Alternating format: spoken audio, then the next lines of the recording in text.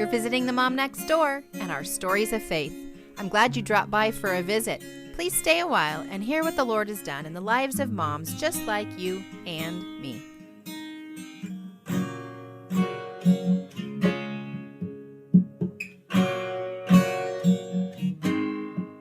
Well, welcome to the Mom Next Door, Stories of Faith. I'm your host, Pam Fields, and I'm so happy that you've joined us here today. Well, I don't really know if I have a clever way to gently introduce our topic, so we're just going to jump right in. Today, we're talking about grief, loss, community, and support. In the course of our lives, we will be either on the giving or receiving end of that. And actually, the chances are that at some point and in some capacity, we'll be on either end at some point.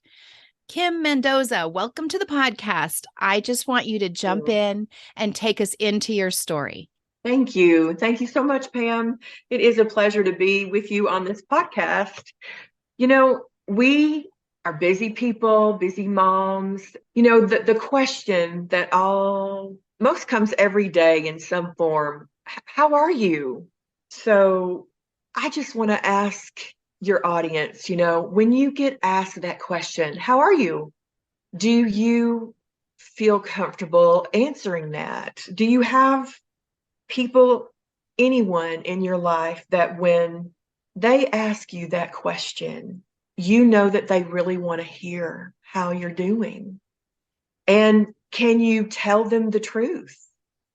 Is there someone that takes the time to listen to what you have to say, that you know that they really care about how you're feeling?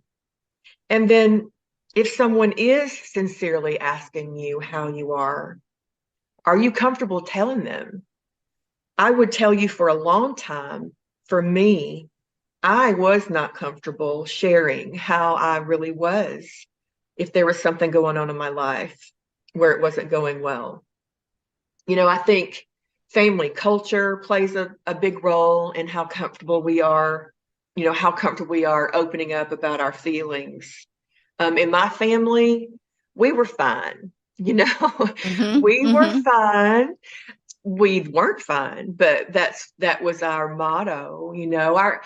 I loved my family, but we really didn't have a lot of sharing time. We really weren't encouraged on how to be comfortable sharing our feelings. I have two older brothers, and it was us three. They're much older than I am. So once I got up to where I was a teenager, they were kind of already gone from the house. It was me, my mom, and my dad. But we just didn't take a lot of time doing those kinds of things. And we as women, we do naturally tend to open up easier than men normally. And as moms, we may not feel there's really enough hours in the day to open up about how we are doing. But today, I just wanted to talk with you, Pam, and talk about that, how important it is to have those people. I think a term nowadays is have your tribe, have those people that are your people, that you really can talk, like you said, giving and receiving. There'll be days where you will need to give your time and receive stories from people, and vice versa. I think our heart really longs for that. But it's hard to get there. It feels very awkward to, like our gut says, I just want to connect deeply with somebody. But then I think you're right. As a mom, you're processing like, do I have time for this? Like, I need to go. If I start the conversation, I'm not going to be able to finish it because I've got this to-do list or an errand to run, somebody to pick up. And so we build up like this wall where we're like, I just don't have time. And it's a self-care thing that we often neglect or don't even consider. Yes. Yes. And, through daily life, family challenges, you may be able to get by. But when there are things, when there are traumatic events, a death, a chronically ill child, or a spouse or sibling, or an aging family member, our world can get turned upside down, and we have to find that place to express ourselves. Yeah. Today in our town of Cookeville, it's the third anniversary for a devastating tornado that happened in 2020. It claimed 19 lives and it left hundreds with various degrees of property damage. And our community did rally around these families. But I know there were people, I know them, that really had never been in a position that they found themselves in of needing the very clothes on their back and food for their table. And it was hard for them to reach out for those things, and really even harder down the road as they process what had happened emotionally to reach out to get that support. And for me, I can look back on places and in a series of events in my own life that I have felt uncomfortable talking about. And it really wasn't until I began working for a place called Heart of the Cumberland, that is a grief ministry, that I began understanding how important it is to have people, to have that support. And for me, it came in the way of a support group, even at Heart of the Cumberland. So Heart of the Cumberland, just to explain a little bit about their ministry, we're in Cookeville. We're kind of the only place in Tennessee that's a faith-based grief support ministry that offers support groups for children, teens, and adults who've experienced grief and loss. We kind of have two different programs. One is in our school system, and in about 18 school systems in Tennessee, where we have children and teen curriculums called BEST groups. And people actually come and train how to bring those BEST groups in the school system to help children and teens with life challenges such as divorce and foster care, kids in foster care, kids that their parents might be incarcerated or deployed or deported, just lots of various situations of loss. And those kids come into our peer support groups and understand that they're not alone. They're not the only kid. Mm. And that's Mm-hmm. huge for anybody, but especially for children. So that's in our school system. And then we have another section of our ministry that serves our community groups. So people of all ages, including children and teens and adults, can come for faith-based groups. And we host those all throughout the year. We start and stop groups and have used our curriculum that we've developed. It's just been amazing how God has used this in this community. So when I started working there in 2012, I had asked my core group leader. I was in the local community Bible study chapter, and I had not worked outside the home since I went to school as a non-traditional student, graduated when I was 33 years old, got my business management degree, and I was actually expecting my first child, and she came right in the middle of exams. I was taking 21 semester hours to get done. Her name is Sarah Elizabeth, and she came into this world in the middle of exam week. So we had her, and then I actually got to finish my exams and graduated that summer of 1998 instead of the spring. But I went right into motherhood and stayed home with my children until they started going to high school. And I had asked my core group leader, her name was Carol Rashke. She is in glory now. But she introduced me to Heart of the Cumberland, and I started working there administratively and quickly realized what an incredible place it was. And I actually joined a peer support group for myself because I really wanted to be immersed into the ministry so that I could, do the best job that I could for them. Reading that curriculum and seeing black ink on white paper of stories and grief topics, it really hit home with me. And I began to realize that there were places in my life that I had tucked away and not really given a voice to. Yeah. And once I started doing that, I became more comfortable, even in my own friend groups, to really go deeper into their lives and have them come deeper into my life. Just to kind of give you an idea, I carried the story of a very traumatic miscarriage when I was, well, 30 years ago. We'll just say 30 years ago. No, I'm Right. 57. I'm 57 years old, but 30 years ago, I found myself alone. I was pregnant with a child. My now husband, but at the time we were in a relationship. It had ended because he moved away. And then I found out I was carrying his child. So we were trying to work through that. So I had gone to the OB appointment, and it was just a normal checkup, but realized that there wasn't a heartbeat. Mhm. So I had to go to the hospital, deliver that child. I held that child in my arms. He was 16 weeks. I was Mm. 16 weeks along. So his name is Michael. Mm. My mantra, because of him, is little is much when God is in it. Mm. And I began to realize that I needed God. I knew him. I was raised, I call myself a Baptist.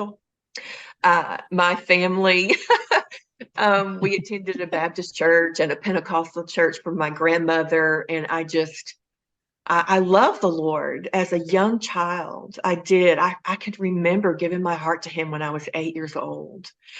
But through the course of years of really not discipling myself and being discipled, I made very unwise choices, rebelled as a teenager, and thought I knew everything, just like a lot of teenagers do. But found myself in a failed marriage at 20 years old for 3 years, Mm. uh, just unhealthy places. And then, Yeah. so with this miscarriage, I'm there again, right?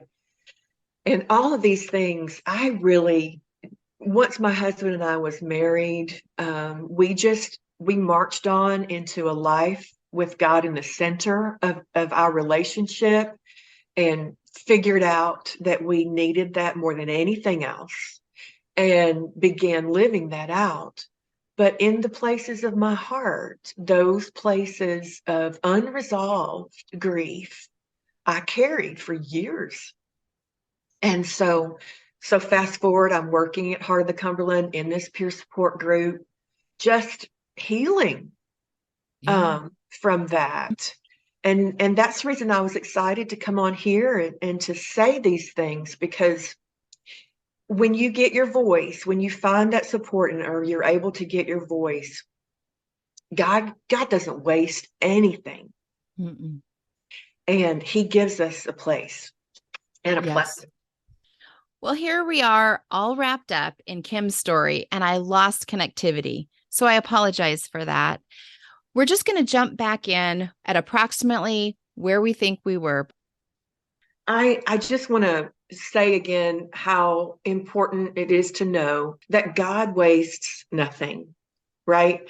If we surrender to him our vulnerability and our stories to him, he will use them. And I have found that to be true. At Heart of the Cumberland, I was able to go from just helping administratively to I help facilitate groups now, and I can help share the burdens of people that was just like me.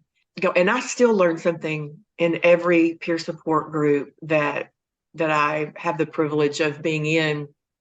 I do want to spend a little bit of time talking about Heart of the Cumberland, and just, for people that are local that might hear this, so that they become more aware of what we do, but also just to open up for others around the country just the fact that there is such a thing as peer support groups, either that or, you know, take advantage of your church, take advantage of those connect groups and Bible studies and places like that, because they really are peer support groups also.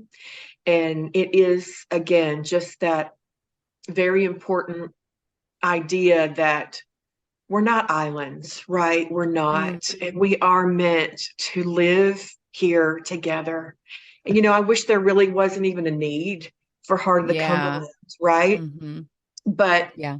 when someone passes away that we love dearly, grief comes.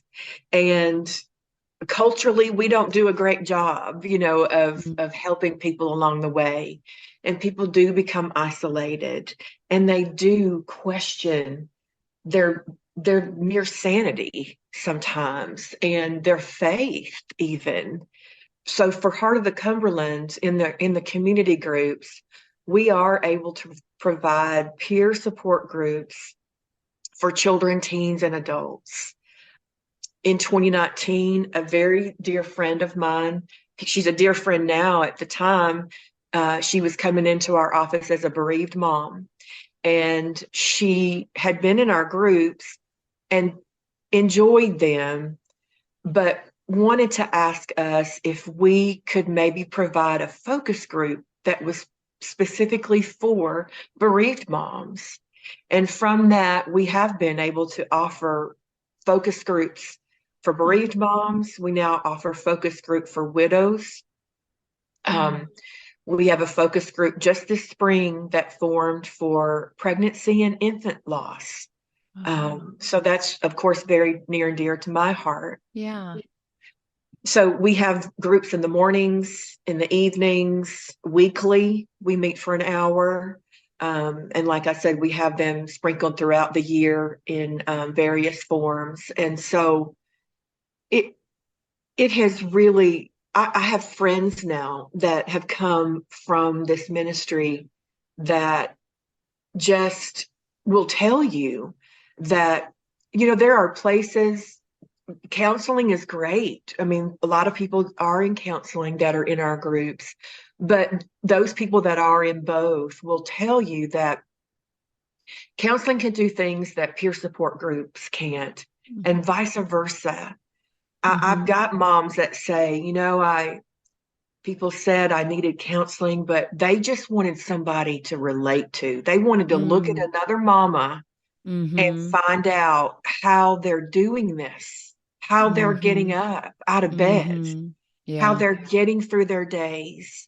And we've been able to just be privileged to walk with these people in very dark places in their life and find healing.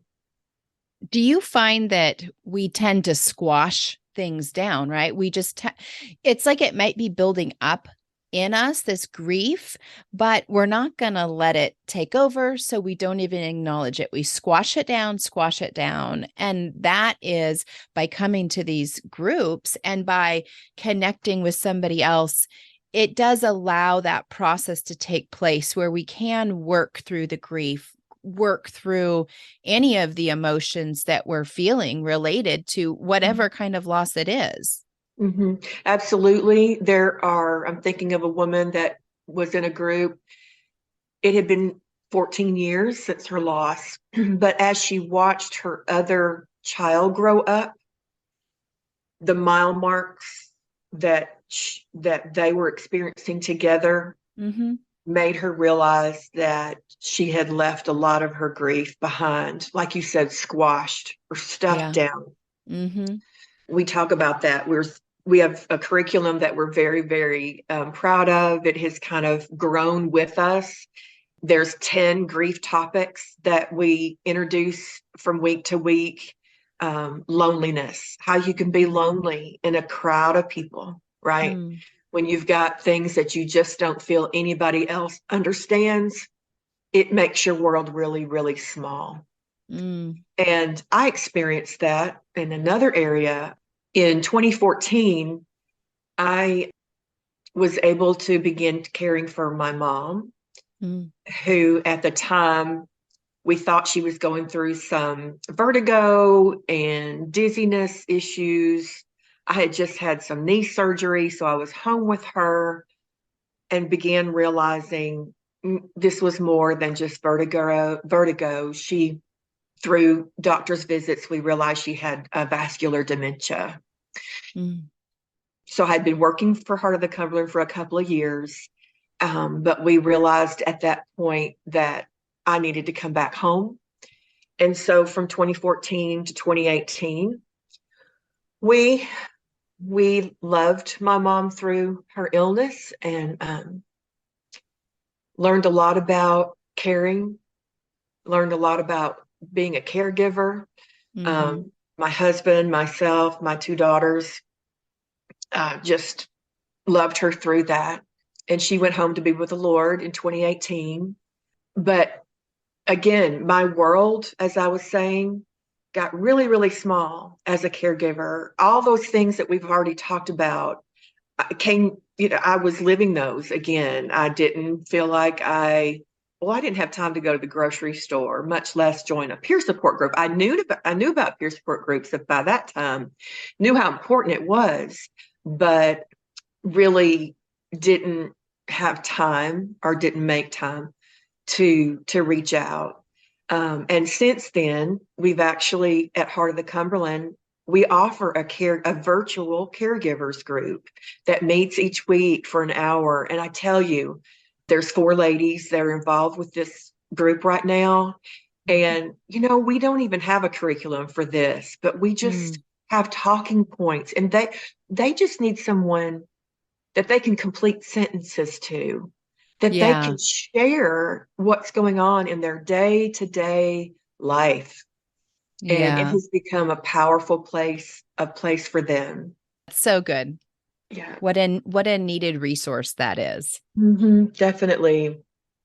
And I think you had mentioned when I was starting to talk about the lady that it had been 14 years since Mm-hmm. her grief. So really, it doesn't matter the time frame, right? If when it comes to grief, if you're feeling grief, then it needs a place to be expressed. It needs a voice. Mm-hmm. You need to take care of what you're feeling Mm-hmm. by sharing it with others who can understand. Mm-hmm. So we shouldn't be saying, like, I should be over this by now. I don't know Oh, why this keeps coming up. I should be over it. There's something wrong with me. We need to acknowledge I'm still working through this and then seek out the resources to help us do that. very, very, very true. The people that are able to work through grief the most, I have just observed, are the people that realize that their life has changed forever, that Yeah. there's really no going back to a normal place from the past, but they get the concept that they need to move forward from where they are, that this has changed my life, that there is joy to be had again, and that grief and joy and fulfillment can coexist. Mm. Yeah. We get stuck when we try to get over things. Yeah. There really is that we never say that to people because it's Mhm. not true. You don't get over things.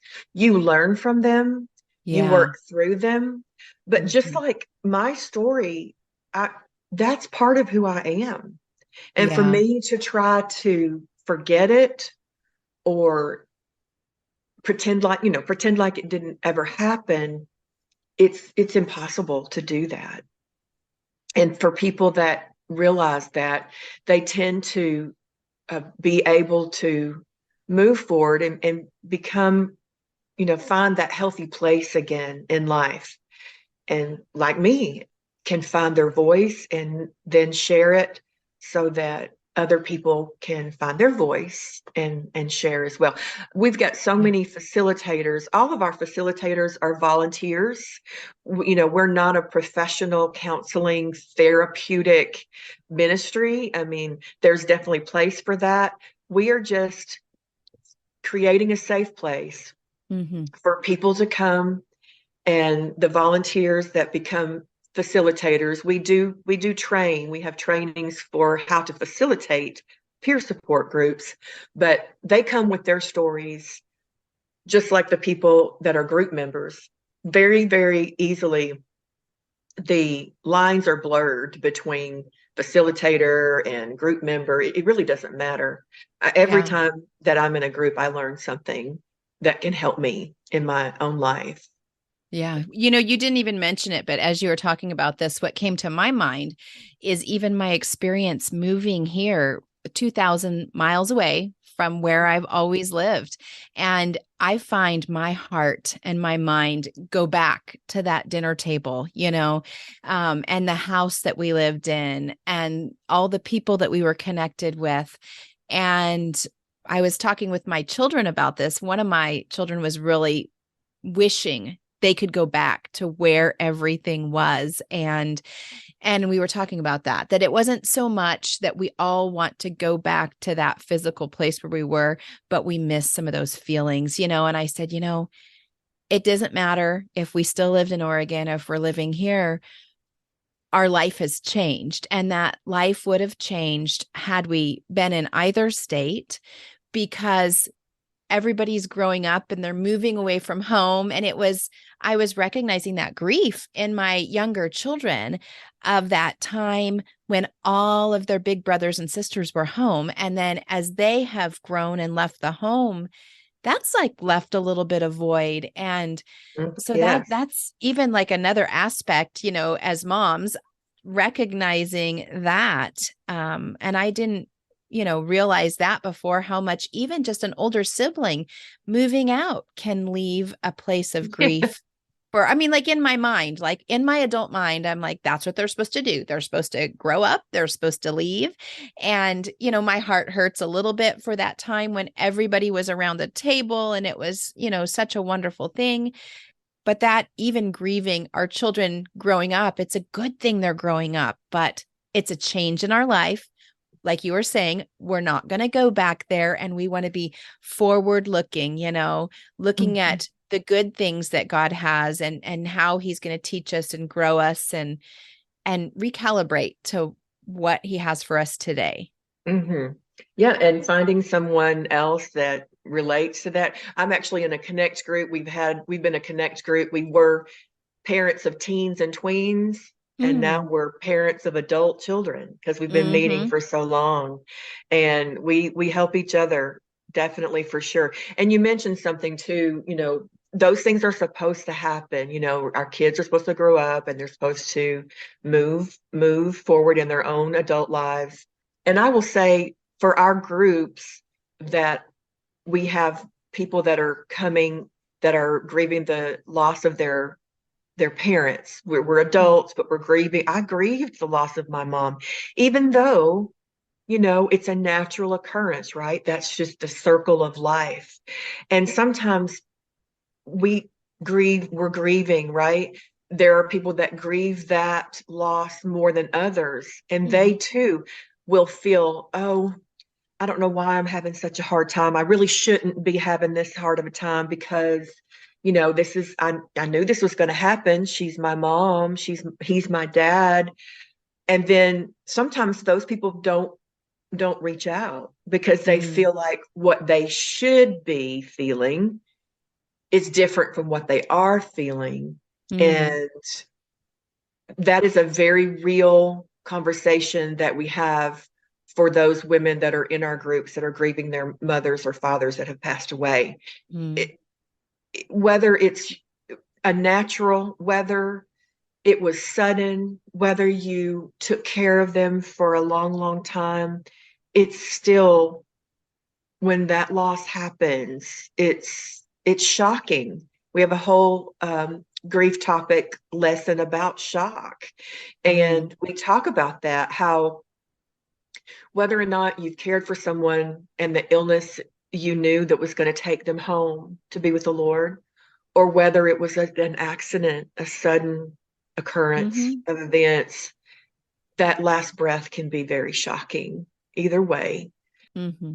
So again, I just encourage, we've just been talking about all the different circumstances in our life and the challenges that we face, and whether it is a connect group, whether it's a hobby group or a peer support group, such as what we offer at Heart of the Cumberland, it's just very, very important to find your voice and find those people that can relate to you, that want to hear you. When they ask how you're doing, you know that they really care and they really want to hear that. Mm. I think this is a really good opportunity for us to be a great friend by listening, by watching what's happening and living in community. We see things happen in other people's lives. Now, it's going to be very obvious when I have a friend who loses a child or loses a parent, like, oh, they're probably grieving. And maybe I can encourage them in some way. We've talked to, in some ways, it's a ministry of the fuzzy socks and a cup of tea, right? Just dropping something off on their doorstep when they come to our mind. But I think you've brought out other ways, other situations where we may find ourselves in grief. And I wonder if there's some signs that you could teach us to look for, because maybe I don't realize I'm living in grief, right? I'm just kind Mm-hmm. of kind of struggling and I don't know why. Mm-hmm. Maybe I need some help recognizing that it is grief. Absolutely.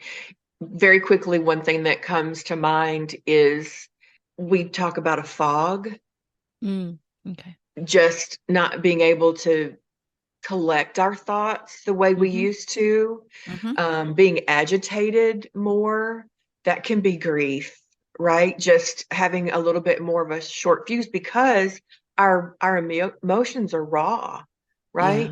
Yeah. After loss, after something challenging, it just we talk about waves of grief, right? You're in an ocean and you think you're doing okay, and then this wave comes out of nowhere and knocks you flat down or knocks you down, and you're like, wow, I didn't even expect that. Well, that's what grief can look like. I remember after my father passed away in 2011, he had struggled. He had a heart condition for years. I was the secondary caregiver for him. My mother was primary. And then he developed lung cancer, and so I remember walking through that with him. And after he passed away, shortly, it had been a few weeks. My family, were in my van. We were backing out of our driveway, and we were laughing. Something had happened funny, and we were all laughing. And I caught myself. And I was like, "Oh, I was laughing."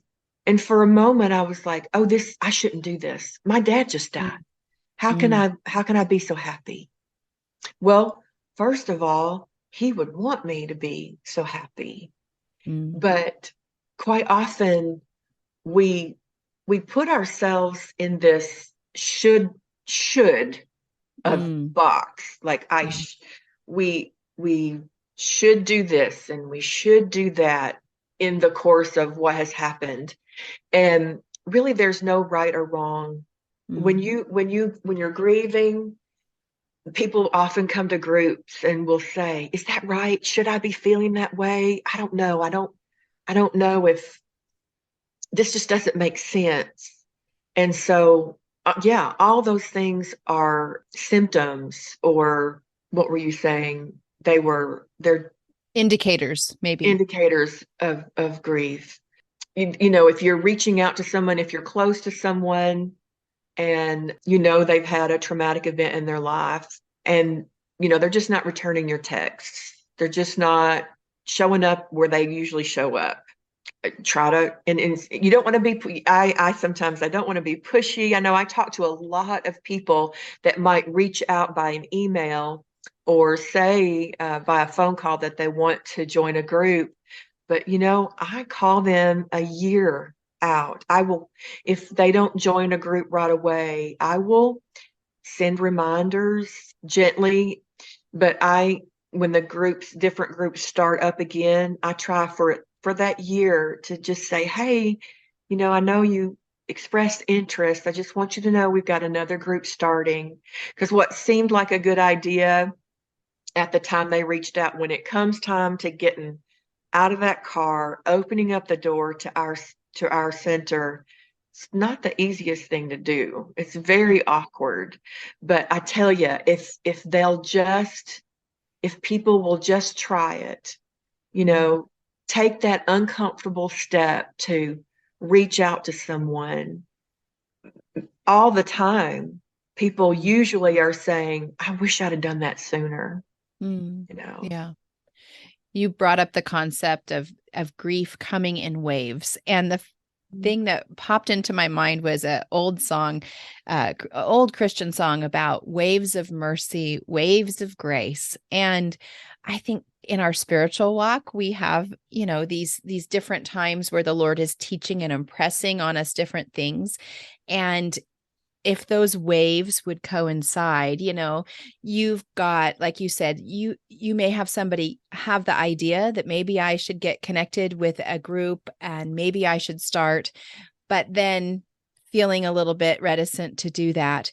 But that's, the Lord works in us in waves. And sometimes it's, we just have to be at that right spot. We just have to wait and listen to him and follow if he's calling us to step into that.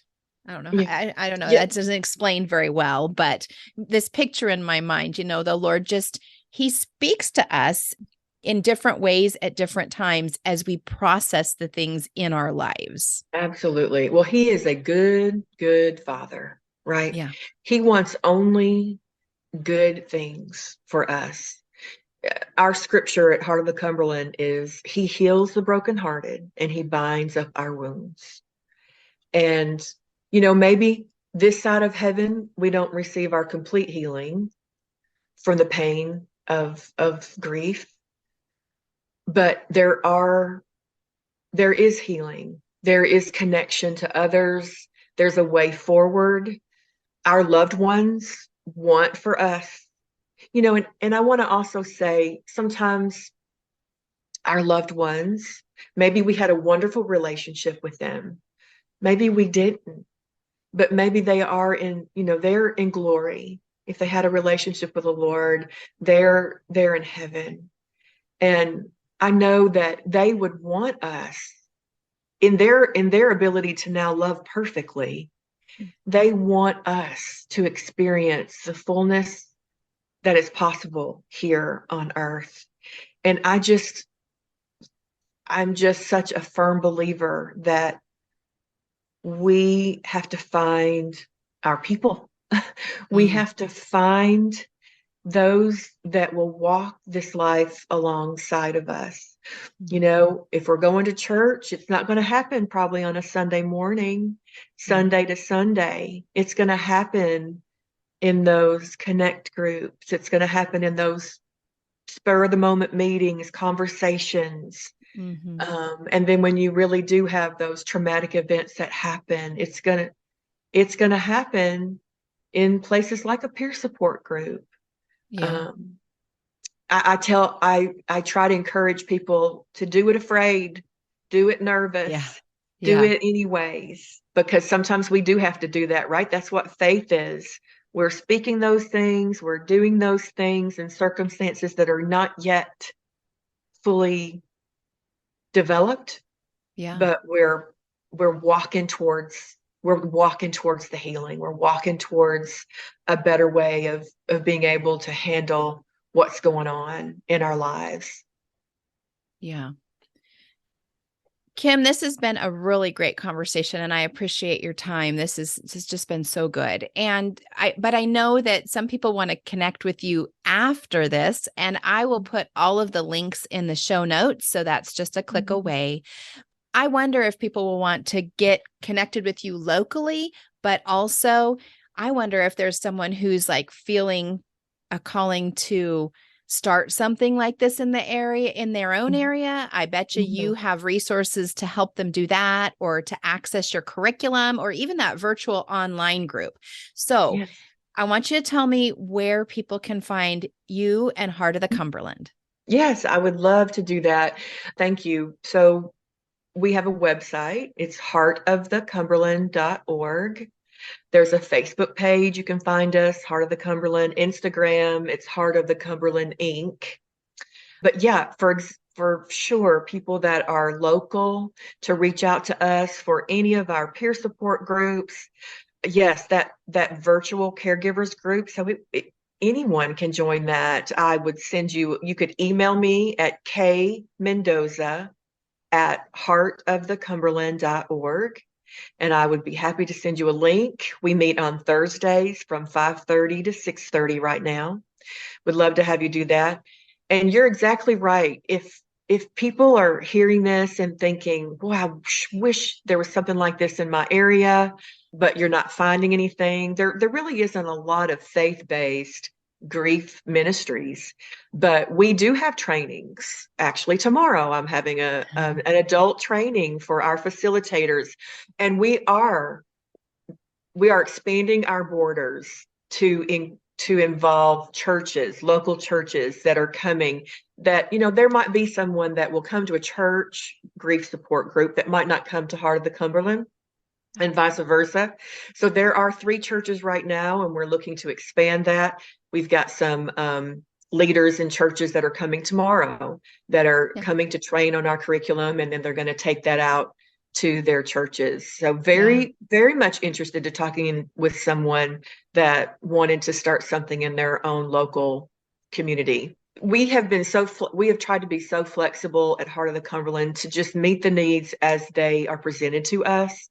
Mm. So if you have a question and we've not covered it, please reach out to me. It might Mm. be a whole new ministry opportunity that we've not even thought of, but we would love to do that. Mm. So thank you, Pam. I'm also going to link in the show notes a few other episodes that we have done with grieving moms and Yes. also Jill Sullivan of While We're Yes. Waiting. And she's just a really great person. So, listeners, please go check out the show notes for those other related episodes. I think you'll be encouraged through those. And Kim, would you mind just closing us out in a word of prayer? Yes, and I will say on with Jill and Brad Sullivan will be in Cookeville June 9 through 11 for a bereaved parents. So if anyone needs that, please feel free to reach out to me for that. So, Wonderful, well, wonderful. let's close out in prayer. Heavenly Father, Lord, I thank you for Pam Fields. I thank you for her heart for moms. Lord, that she would venture out into doing podcasts. An incredible ministry this is, just to reach into the homes and lives of moms everywhere. And Lord, I pray for each mom or each person that is listening to this today. I don't feel that you're here by accident. And I feel like there's a place for you to explore maybe more of your feelings, and for you to be able to find those people that you can call upon when you need someone. When you're asked, how are you doing? That you have someone that really cares. And Father, for those that have stories that are tucked away that need to be told, I ask that you give boldness and courage Mhm. just to explore, just in prayer to you, Lord. What would this look like if I opened up in this area? And Lord, I know you're faithful to walk alongside these precious moms, these precious people that need healing in places in their lives, no matter how far back in the years that it has been. So I just pray for encouragement for people this morning, that you would do what only you can do. The peace that is in you, that is provided, doesn't make sense to our human minds, but you are there for us. in our time of need. Thank you, Lord, for all that you have done, all that you're going to continue to do. Mhm. And I just pray blessings over each one. In Jesus' name, amen. Amen. Amen. Thanks for being here. All right, listeners, we will see you next week. Bye bye. I hope that you've been encouraged or challenged in your faith today, and that something we discussed prompts you to grow deeper in your walk with the Lord. If it has, make sure you tell a friend so they can grow along with you. And if you or a friend would like to be a guest and share about God's faithfulness in your life, please email me at podcast@tendingfields.net. Because when we tell of God's faithfulness, we never run out of stories. Whatever is true, whatever is noble, think on these things.